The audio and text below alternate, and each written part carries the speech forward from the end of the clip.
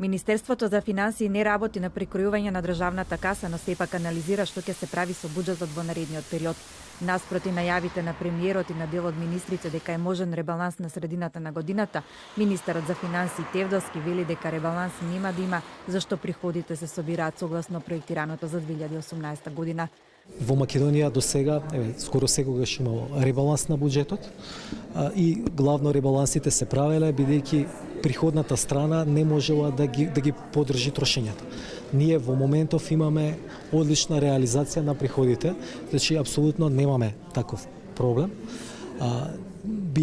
Во моментов не работиме на ребаланс, но правиме анализи за да видиме за во следниот период што би било потребно да се направи.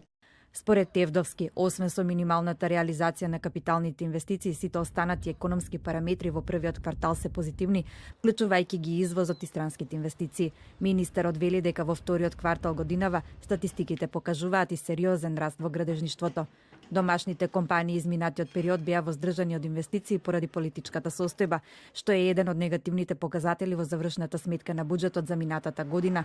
Според извештај што го усвои владата, бруто инвестициите лани имале пад од 4,5%.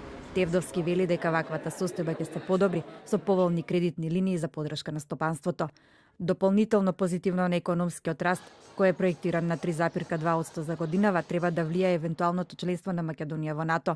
Искуството од соседните земји кои станаа членки покажува дека за краток период растот им се дуплирал и драстично се зголемиле странските инвестиции.